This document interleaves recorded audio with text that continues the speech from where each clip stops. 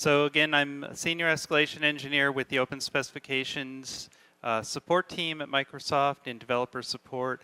And I'd like to talk today about accessing APIs from your add-ins. Okay, so just to go over the agenda here, this is what we're going to talk about. I'd like to start with an overview of some of the constraints in using APIs in your add-ins. Okay, this will set up the scene for at least one in particular issue that you're going to hit when trying to make calls to APIs from your add-ins. So, and then we'll divide up the APIs into two general categories, internal and external, and then focus mainly on the external and a specific issue that you're going to run into, because the internal ones pretty much will be easy to call, and some of the external ones as well. So that's how we'll set things up. And then I'd like to take a look at two scenarios of add-ins, two particular add-ins. One that uses the OneDrive API set to access files and folders from OneDrive from an Outlook add-in. And then the second scenario uses a third-party API set to get shipping information about packages. So let's first take a look at some of the constraints that you're going to run into when you're accessing APIs from your add-in. The first thing is, and this is kind of the crucial thing that will come into play when we look at the issues that you're going to hit in calling external APIs, and that is Office add-ins are hosted in an iframe that uses the sandbox attribute. And this sets up some restrictions around what your add-in can do and what APIs it can call. And I'll talk about that more in the coming slides. Some other things that you need to know, some constraints that you need to know about, are that you won't be able to do modal dialogues, things like JavaScript alert, confirm, and prompt functions won't be allowed. You'll need to use asynchronous programming. This is the typical model for calling APIs. So your data will be returned asynchronously, and so you'll need to program for that. I'm not going to talk about these particular issues. Those are things that we can get into in later sessions or one-on-one if you need to. But I just wanted to mention those so that you're aware. And then you'll need to be using HTTPS. This will also come into play when you're calling your add-ins. HTTP won't be allowed. So you'll see some exceptions if you try to call APIs with HTTP only, non-secure. Okay? And then just to let you know, the available add-ins are for Outlook, Word, Excel, PowerPoint, Project, and Access. Okay, so let's start taking a look at the different categories. For the purposes of this talk, I'm dividing the APIs that your add-in may call into two general categories, internal APIs and external. The internal ones are really straightforward. These are built-in functions that are in-facing into, say, Word, Excel, and PowerPoint and Outlook. They give you access to the document, the email items, things like that. And so you can see here, this is a example of adding required attendees to an email item. And you see that the call right here is item.requireattendees add async. And you notice the add async, or the async part, which signifies that this is an asynchronous call. So again, asynchronous is the model. You don't want to hang the UI when calling these. And this is the way this function is built. Okay. So internal APIs are fairly straightforward. You probably won't have many problems calling those. They're going to be documented. External APIs are APIs that are facing out, away from the actual hosting application like Word, PowerPoint, Excel, and Outlook. Okay.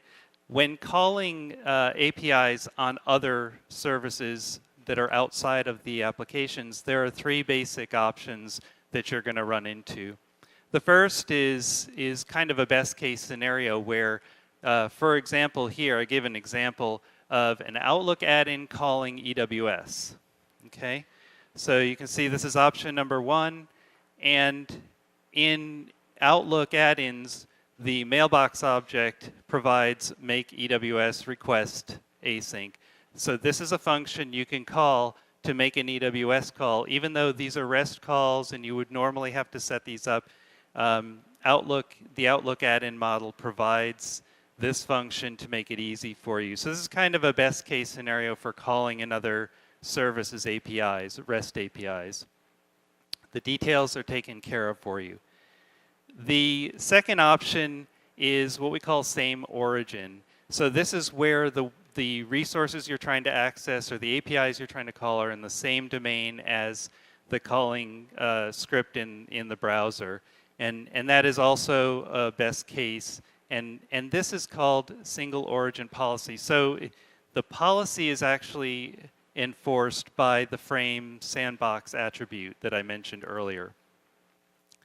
And I'll talk about that in the next slide. The third option that you'll run into is where the browser script is not in the same domain as the external resource that you're trying to get access to. And in this case, and I put a little asterisk here, creating a proxy can sometimes help with this, and I'm going to show this in the coming slides. But there are several options to deal with this.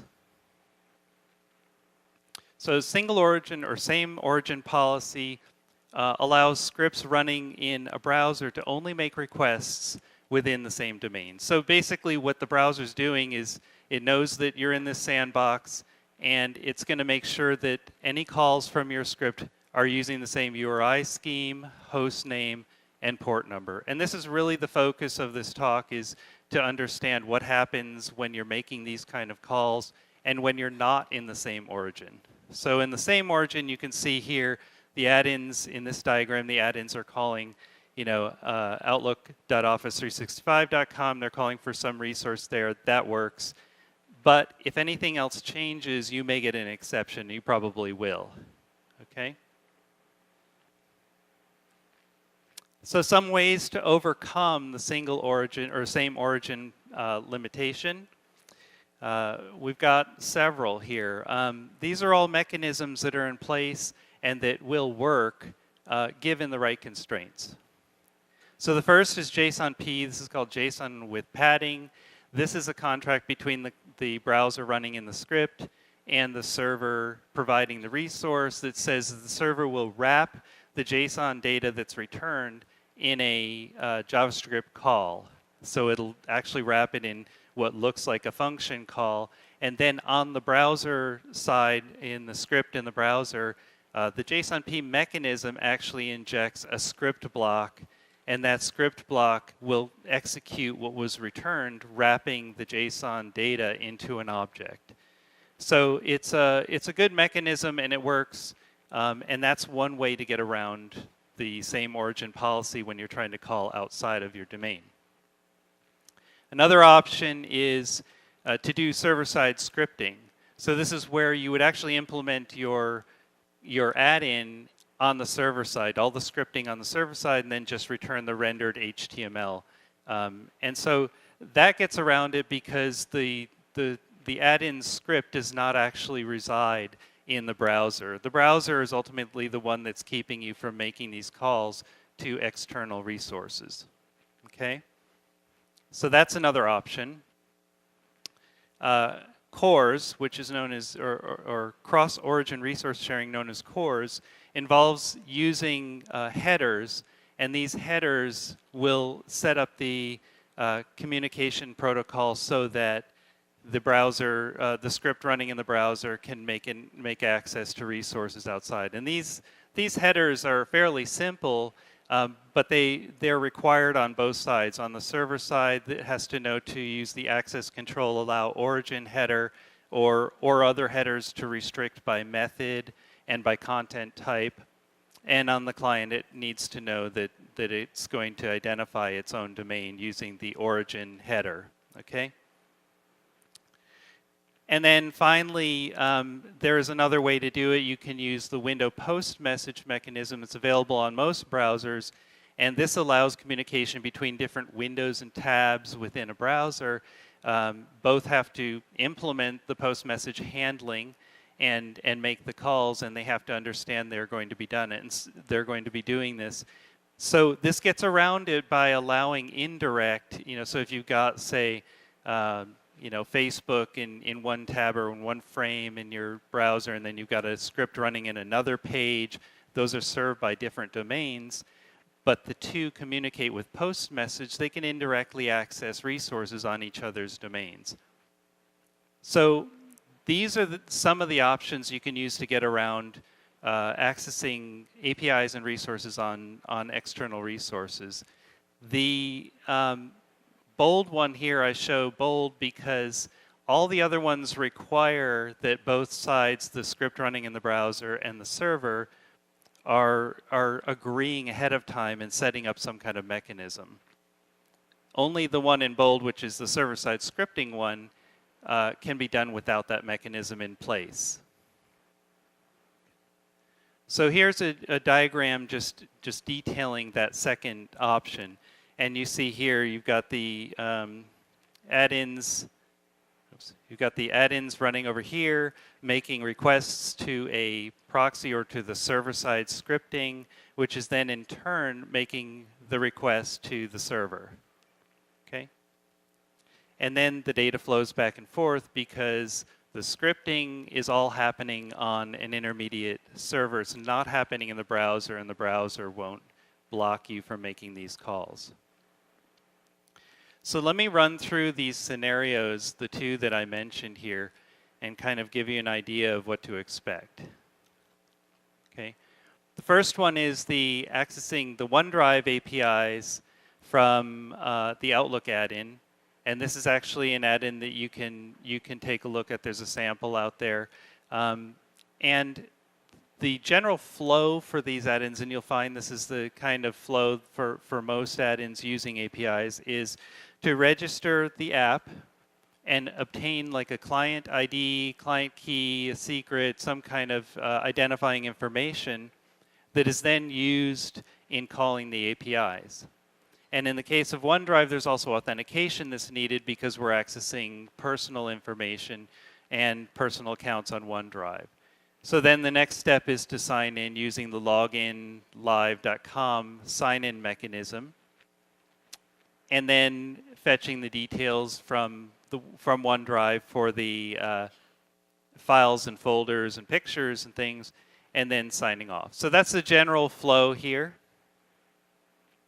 I'll go into more detail here. So in step one, this is shows the registration page, and you see here that we're registering not only will we get the client ID eventually, but we're registering a callback or a redirect URI for use with the login mechanism. And here you see the REST API being called, or the format of the REST API. So here for doing the login for the authentication, you need to use the client ID and the redirect URL. These are the two things that are used. When the client ID is passed, that means that we're able to call this API to do a login. The redirect URL, and after the login page comes up, so this is a picture of the login page. Once that comes up and the user enters their credentials, then the successful login will cause the redirect callback, and then that callback will store a token. So the login page will pass a token to the redirect callback page. That token can then be used in the API calls to OneDrive. And here you see the token being used in the REST call for fetching and downloading files and folders. Okay, so pretty straightforward. And this is actually sort of the best case scenario because everything's taken care of. There's authentication, the keys for calling the APIs, and what's even more important, even though this is external APIs being called, it's not on the same domain, OneDrive sets up the mechanism and allows the cross-origin sharing, resource sharing. Okay, so that's all taken care of by OneDrive, and this is a good example where you don't have to do anything special. Your add-in can just call these. Finally, the last step is signing out, And you see here that you do need to use again, you need to use that login page, loginlive.com, which requires the client ID to use the page, and then the redirect URL, which when you've successfully logged out will get called. Okay. One thing to note that's good to know is that cookies are often used to store the token information and to store the login session when you've logged in. And so if you want to be able to not only sign out, but you also want the next time you log in not to be cached so that the browser will use that same login session, then you'll need to invalidate these cookies. Okay? And this is the way you do it, by setting the expiration to an earlier date. So it's a fairly easy thing to do, but knowing how to do that is kind of important. That way you can not only sign in and sign out for the user, but you can also provide a way to allow a new user to sign in before the cookie expires. Okay. So, like I said, best case scenario, OneDrive sets things up nicely for cross-origin sharing, and here's a screenshot showing the app logging in the user, accessing the files, and then signing out the user. So pretty straightforward for that one. So now I want to talk about the scenario where you may need to implement something a little bit different.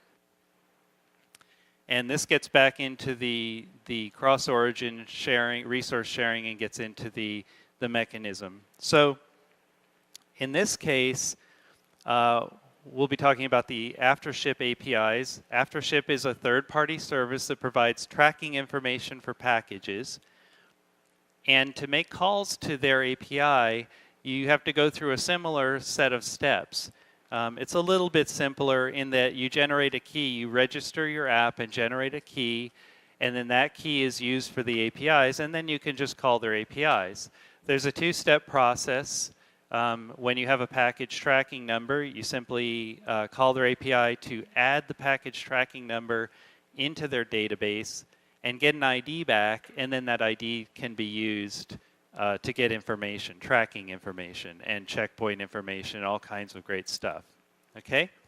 So sounds good. However, you will get a CORS exception when making this first call. The reason is because this first call is a post, and AfterShip's service on their side doesn't allow posts from the browser. So apparently they were set up to be called from non-browser environments. So your add-in is going to be calling this from the browser, and you'll get an exception on the first one. The second one is a GET. That is allowed. Okay? So we won't have any problem on the second one, but the first one we'll get an exception. Okay? So back to step one, register your app. This is the AfterShip page showing how we register to get the key. And then once you have the key, then you can use that in the subsequent calls. Okay? And so here's an example, the API endpoint for AfterShip and making the call, and then here in the header for your call, you need to add the key, and the type is JSON, so we're exchanging JSON data. And then in the post, you're sending package information in JSON. And the main thing that you're sending here is the tracking number. Okay? The other information can be filled in. AfterShip can actually look all this stuff up for you and fill it in and then return the data for you. But you can provide some of it, SMS numbers for notifications when your package arrives and things like that. So it's kind of a nice little service, but this is the key thing that you're transferring. And then this is an example of doing the AJAX call. In this case, this one happens to be a GET. It should be a POST, but actually, no, it is a POST, method POST. So this is the AJAX call. And of course, for a POST, because of the headers that are not provided by AfterShip, you'll get an exception. So again, this is the problem we're trying to solve for the external APIs. Okay?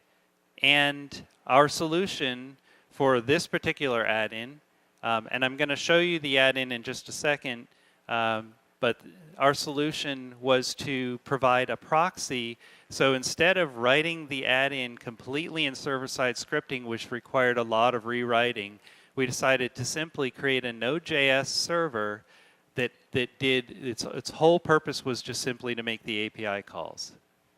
And then that way our add-in could stay in the browser, all the scripting could stay in the browser, but it would just make calls to this Node.js server. So we used routes in Node.js, and you can see here, this is the route that we used for doing the post. And then it turns around in the Node.js code, it turns around and does an after-ship API call.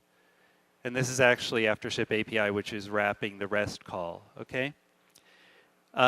You see here this access control allow origin. So the node server that's making the API call is doing the CORS header, which is allowing the communication between the add-in and the Node.js.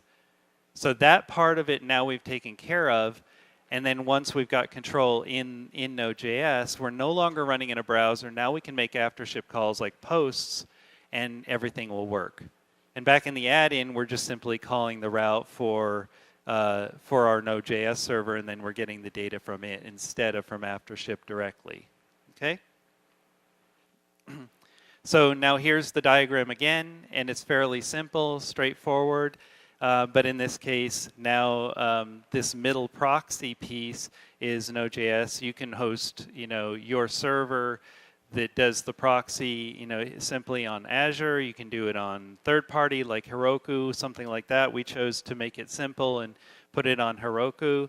But you can see, basically, it's the same flow, but in this, now we've got a customized, set of APIs that we can call and that do the calls for us on behalf of our add-in. And the code that comes back kind of looks like this. It's JSON, and it has checkpoint information. It shows where all the package has been, where it's stopped, where it is now, that kind of thing. Okay, and at this point, I just want to show. So this is actually, I'll bring up my email, and this is the add-in itself. So here's an email that I have. This is an Outlook add-in. So this is something that Tarun and I. Oh, sorry, I'm not showing you. There you go. And let me get my pointer over here. Something Tarun's in the back. We worked on this together. And if you have any questions, we can both answer the questions about this. This is what the add-in looks like. So this is an email that has tracking information about a package or about a bunch of packages. When we run our add-in, so it comes up here and shows, I've got connectivity here.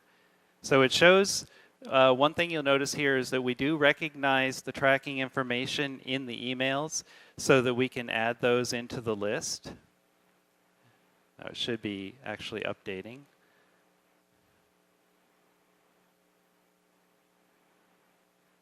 And I don't know why it's not updating. And make sure I've got connectivity here.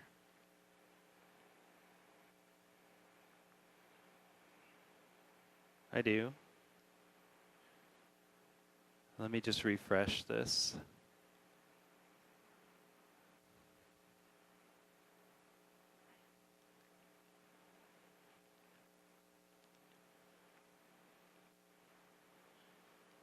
Of course, it was working right before I stepped up on the podium. Not working right now. I think I may have lost connectivity.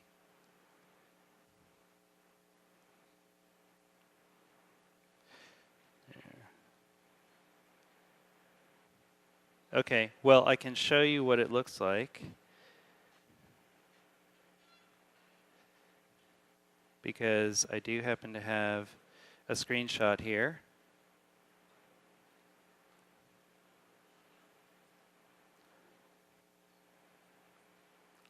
So this is what the add-in looks like. At least I can show you the what it looks like when we open it up. And as you can see, you can open up a package that's been shipped to you and see the timeline down here, and see when it was delivered, where it's been with the checkpoint info that came through from the JSON data. In this particular add-in, we've allowed the ability to update the description and information about it. And as you saw, there was recognition for the tracking numbers in the email, and you can click on those and add those dynamically to your list, and then keep a running list of your packages. So let me just see if that's back, if I've got a couple of minutes left here. I think I do.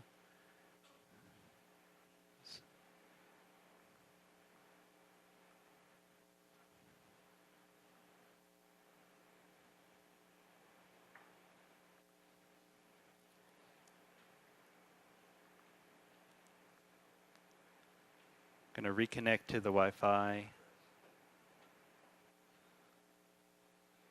And refresh. Do I still have a couple minutes left? Here we go.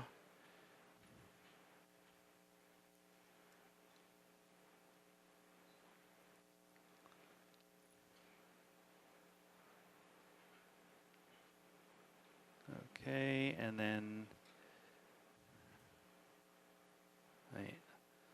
let me get the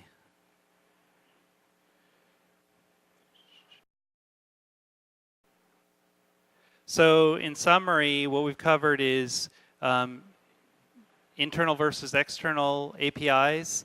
What are some of the issues with calling external APIs?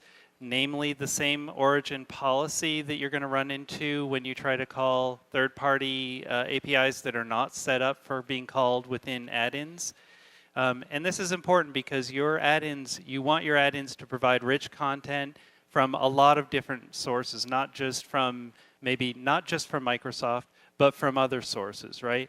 And this is a good example. The track package add-in was a good example of that. We're trying to make use of third-party services to provide value within Office to our users. And so the solutions are listed here. They included JSON-P, server-side scripting, using CORS headers and post message, and then I showed that you can avoid having the communication mechanism agreed upon on both sides, avoid the contract kind of thing by just doing a proxy or server-side scripting for your add-in. Okay? So if we have some time, I can take questions. If anybody has any questions about this. If not, it looks like everybody's okay. If not, then I hope that this will help you in developing your add-ins and move you forward in getting rich content into your add-ins.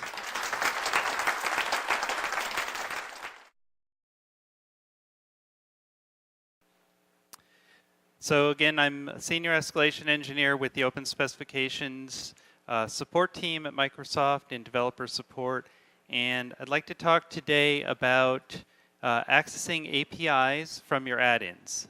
Okay, so just to go over the agenda here, this is what we're going to talk about. I'd like to start with an overview of some of the constraints in using APIs in your add-ins.